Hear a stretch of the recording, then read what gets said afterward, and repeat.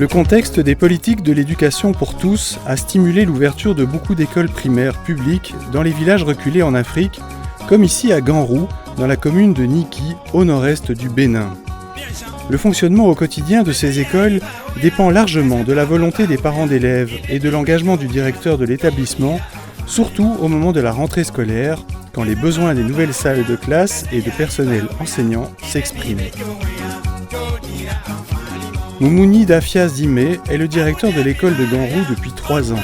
La rentrée scolaire est dans 2 jours. On est prêt pour aller à l'école pour commencer par mettre les choses au point avec les parents et les élèves. Ce matin, j'ai fait gongonner dans le village pour envoyer encore les élèves pour que l'effectif soit réel. Et puis on commence le travail, le nettoyage de la cour de l'école et l'installation de la patame de la classe du CI. Parce que la rentrée est prévue pour le 16 octobre 2014 au Bénin. Donc nous, on ne va pas attendre le 16 avant de commencer les activités de mise au propre de l'école. Donc raison pour laquelle on a commencé depuis le lundi par mettre au propre l'école. Allez, ramassez! Comme dans la plupart des écoles primaires en zone rurale au Bénin, le cycle de recrutement des élèves à Ganrou se faisait depuis longtemps de façon biennale, c'est-à-dire tous les 2 ans. Depuis quelques années, ce cycle a changé. Je suis arrivé en 2010-2011, donc je suis venu retrouver l'école avec 4 classes. Donc j'ai fait la demande de la 5e classe et c'est autorisé. Actuellement, l'école a 5 cours autorisés, mais 6 cours ouverts. Donc j'ai déjà fait la demande de la 6e classe qui nous serait autorisée par le gouvernement par la suite. Face à la croissance de la demande des parents d'envoyer leurs enfants à l'école, la solution informelle est d'utiliser des paillotes de chaume et d'employer des enseignants communautaires recrutés et payés par les parents d'élèves. Ici aussi, c'est une salle de classe qui a été installée par l'aide des parents. Donc ils ont acheté les sécos, on a mis tout ça là, on a fait on a coupé les bois pour planter en attendant qu'on ne finisse notre nouveau bâtiment. Parce qu'on ne peut pas laisser les enfants à l'air libre ou bien on ne peut pas les dire de rester à la maison. Donc raison pour laquelle ils ont fait ça là pour se débrouiller en attendant.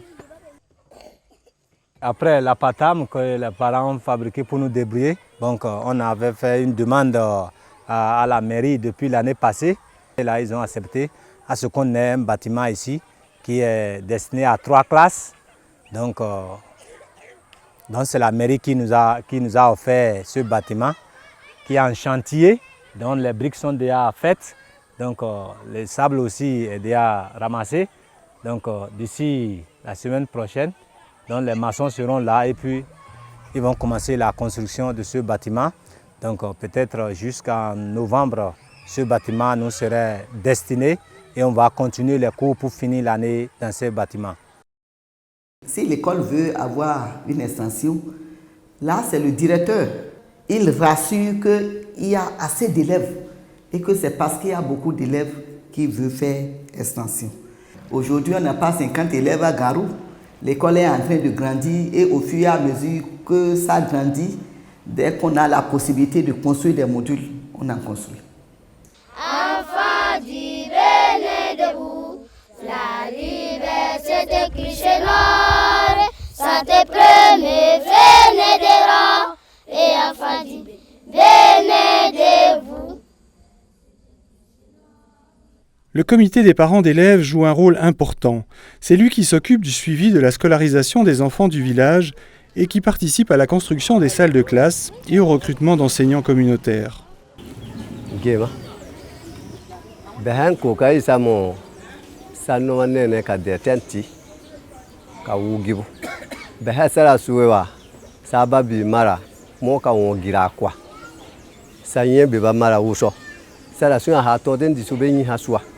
Behan secrétaire nekawi sa hambenyi sa choix soko hangari mo me on keuda otura soko birawa sai papa keuda sa ho yan tura ba de tem hema ba ka da de tem birawa po ma hebenyi ha choix sa yan zuma mo kawi kun zuma mo kuro soko suwa ça la yénir moi oui qu'on zuma moi ça dédéten di pas au son ko kariko ko mbi zuma kaso mais son harako we yana te be hanke ditenti sa dan kpane fiko domin go honema ya nkpia ya hon sikine suka bibe wa be kprobo ka keuda dinu hon komie fama metri batiba hon komie to ha wari moto sa wari mo go hadima yen so de ko ba hun so hiyamme mi soko be han bibe ho bo ka hum be sun nye sun siya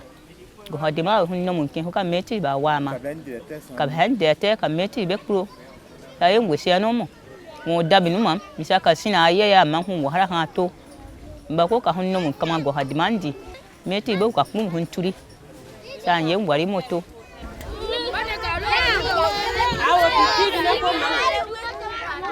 En 2014, il y a un déficit d'environ 13 000 enseignants formés dans les écoles béninoises pour encadrer les enfants en fonction des directives nationales, c'est-à-dire 50 élèves par classe et un enseignant par classe. Bien que de plus en plus d'enseignants soient formés dans les écoles normales d'instituteurs réouvertes depuis 2006, le gouvernement ne trouve pas les moyens de les recruter et de les payer. Les agents de l'administration scolaire au niveau national, départemental et communal essayent de bien répartir les enseignants embauchés et les stagiaires des écoles normales, mais ces affectations s'étendent loin dans l'année scolaire.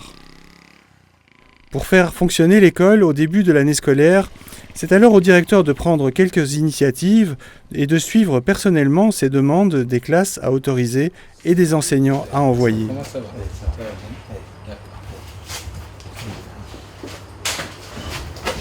D'abord, il faut que le besoin soit réel de ce qu'il y a une classe qu'on doit créer pour loger les élèves.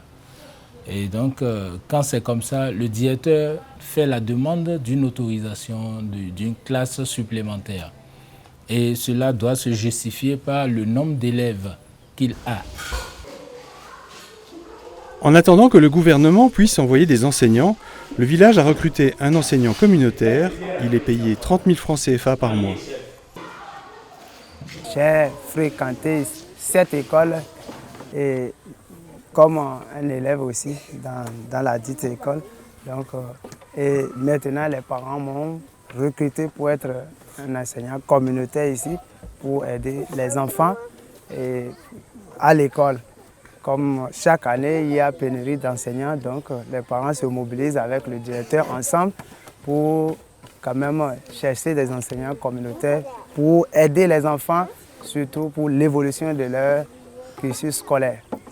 Le gouvernement n'aime plus les enseignants communautaires dans des écoles, donc c'est pour cela que je souhaite aussi dans des années à venir pour faire aussi une formation professionnelle pour devenir aussi un enseignant de qualité, pris aussi par l'État, et je le souhaite.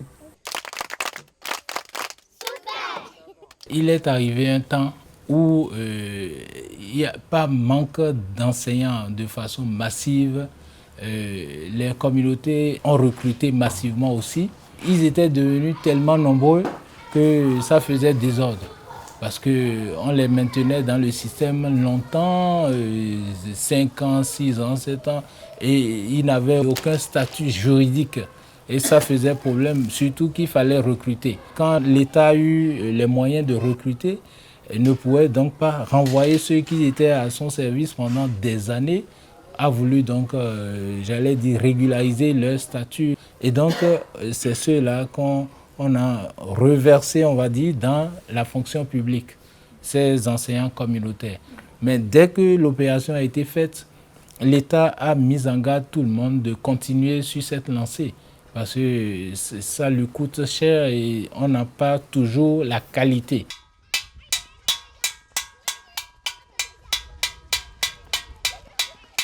Le cas du village de Ganrou n'est pas un cas isolé. Et les politiques d'éducation valorisent-elles suffisamment ces acteurs locaux qui s'investissent à chaque rentrée scolaire ?